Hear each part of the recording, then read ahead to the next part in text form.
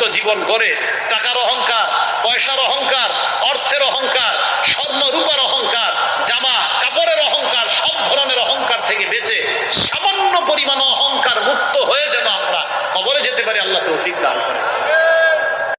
অহংকারীদেরকে পিঁপড়ার মতো মানুষের আকৃতিতে উপস্থিত করা হবে, পিঁপড়ার মতো। এবার তিরমিজি শরীফের একটা হাদিস শোনেন, 2492 নাম্বার হাদিস, 2492 নাম্বার হাদিস তিরমিজি শরীফের।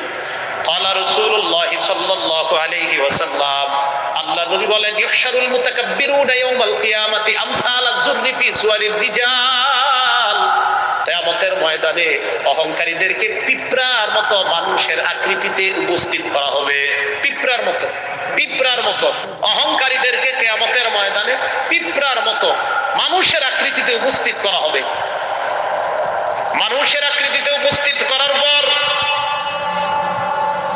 ইউসাকুনা ইলা সিজনিন, ইউসাকুনা ইলা সিজনিন ফি জাহান্নাম, অহংকারীদেরকে টানতে টানতে জাহান্নামের একটা জেলখানার দিকে নেওয়া হবে।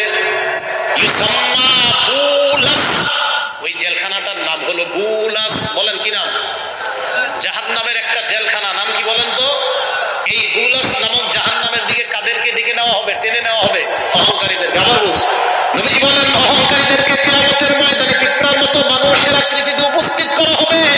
এরপর তাদেরকে টেনে নেওয়া হবে জাহান্নামের একটা জেলখানার দিকে, যে জেলখানাটার নাম কি? বুলাস।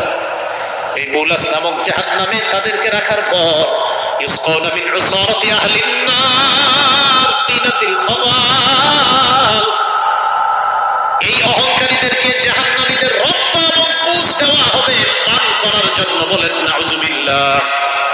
এদেরকে পান করার জন্য দেওয়া হবে কি? জাহান্নামের পুষ। পানি রাখেন, এটা নেন, চা অন্য কাউরে দেন।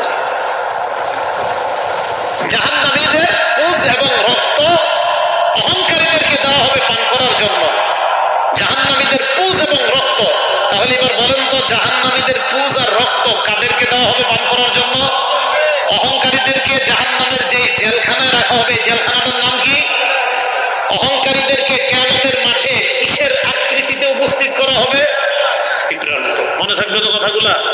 আল্লাহ আমাদের সকলকে দাম্ভিকতা, অহংকার মুক্ত জীবন গড়ে টাকার অহংকার, পয়সার অহংকার, অর্থের অহংকার, স্বর্ণ রূপার অহংকার, জামা কাপড়ের অহংকার, সব ধরনের অহংকার থেকে বেঁচে সামান্য পরিমাণ অহংকার মুক্ত হয়ে যেন আমরা কবরে যেতে পারি, আল্লাহ তৌফিক দান করেন। এবার একটা কিতাব আছে ইমাম বুখারীর লেখা, আল আদাবুল মুফরাদ। ইমাম বুখারীর একটা কিতাবের নাম বুখারী শরীফ, আর একটা কিতাব আছে আল আদাবুল মুফরাদ। ইমাম বুখারীর আরো কিতাব আছে, এটার নাম তারিকুল কাবীর, এটা ইমাম বুখারীর লেখা। এই আল আদাবুল মুফরাদের 551 নাম্বার হাদিস। এই হাদিসের মধ্যে নবীজি বলেন, ক্বালা রাসূলুল্লাহ সাল্লাল্লাহু আলাইহি ওয়াসাল্লাম, আল্লাহ নবী বলেন, মান তাআজ্জামা ফি নাফসিহি, যে ব্যক্তি মনে মনে অহংকার করে, আল ইখতালা ফি মাশিহি, অথবা হাঁটার মধ্যে অহংকারী প্রদর্শন করে। আবার বলছি, যে ব্যক্তি মনে মনে অহংকার করে, বরত্ব করে, অথবা হাঁটার মধ্যে অহংকারী প্রদর্শন করে। হাঁটার সময় আজকে দিকে চিন্তা ভাবনা করে আইছেন, আমি মাটি দিয়ে হাঁটতেছি। নবীজি বলেন, লাকিয়াল্লাহ ওয়া হুয়া আলাইহি গাদবান, এই ব্যক্তি আল্লাহর সাথে সাক্ষাৎ করবে, এমন অবস্থায় আল্লাহ তার উপর রাগান্বিত থাকবে। বলেন নাউজুবিল্লাহ। অহংকার 3 প্রকার। বলেন অহংকার কয় প্রকার? 3 প্রকার। 1 নাম্বার আত-তাকাব্বুর আলাল্লাহ, আল্লাহর সাথে অহংকার করা। 2 নাম্বার আত-তাকাব্বুর আলাল মুরসালিন, নবীদের সাথে অহংকার করা। 3 নাম্বার আত-তাকাব্বুর আলান নাস, মানুষের সাথে অহংকার করা। 1 নাম্বার আল্লাহর সাথে অহংকার করা, 2 নাম্বার রাসূলদের সাথে অহংকার করা, 3 নাম্বার মানুষের সাথে অহংকার করা। 1 নাম্বার আল্লাহর সাথে অহংকারের দৃষ্টান্ত সূরা নাজিআতের 24 নাম্বার আয়াতে আল্লাহ বলেন, আনা রাব্বুকুমুল আ'লা। ফেরাউন জনগণকে কয়, আমি তোমাদের বড় খোদা। এই জায়গায় ফেরাউন কার সাথে অহংকার করতেছে? ফেরাউন কয়, আমি তোমাদের বড় খোদা। আরেকটা মজার উদাহরণ দিলে আপনারা বুঝবেন। সূরা বাকারা 258 নম্বর আয়াত। কারো ঘরে বাংলা কোরআন, বাংলা অনুবাদের কোরআন শরীফ যদি থাকে, বাংলা অনুবাদ সহ অথবা তাফসির আছে, সূরা বাকারা 258 নম্বর আয়াতের অনুবাদ আর তাফসির যদি বাংলা থাকে পড়ে নেবেন, খুব মজা পাবেন। ডিক্যাথলন পড়ে নেবেন, খুব মজা পাবেন। আল্লাহ বলে, আলাম তারা ইলাল্লাযী হাজ্জা ইব্রাহিম ফি রাব্বিহি আন আতাহুল্লাহুল মুলক। আপনি কি ওই ব্যক্তিকে দেখেন না, যে ব্যক্তি ইব্রাহিম নবীর সাথে তার রবের ব্যাপারে ঝগড়া করছে?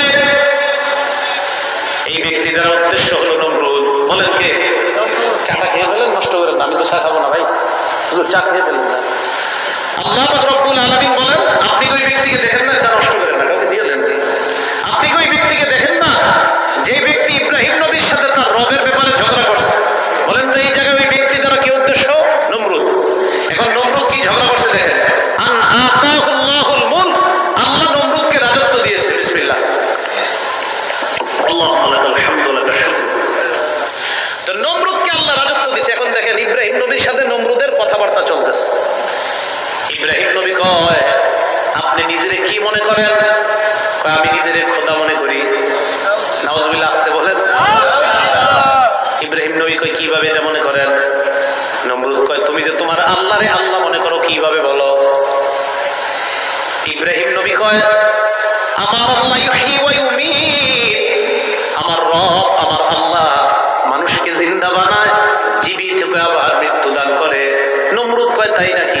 মানুষকে জীবিত বানাইলে আবার মৃত্যু দান করলে তাকেই বুঝি রব বলা হয়? ইব্রাহিম নবী কয়, হ্যাঁ, তাকেই রব বলা হয়। নমরুদ দুই ব্যক্তিকে গ্রেফতার করছে, করার পর একজনকে নমরুদ হত্যা করছে, আরেকজনকে কিছুদিন বন্দি রেখে ছেড়ে দেওয়ার পর ইব্রাহিম নবীর কয়, এই যে আমি একজনকে জিন্দা করলাম, আরেকজনকে মারলাম, তার মানে আমিও রব। কথা বুঝে আসছে সবার?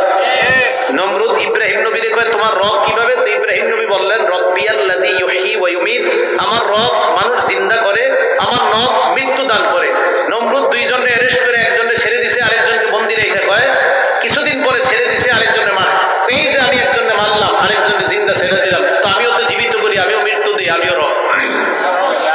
ইব্রাহিম নবী চিন্তা করে এটারে কিভাবে আটকান যায়। বুদ্ধি করে ইব্রাহিম নবী একটা কথা বললেন। কি বললেন?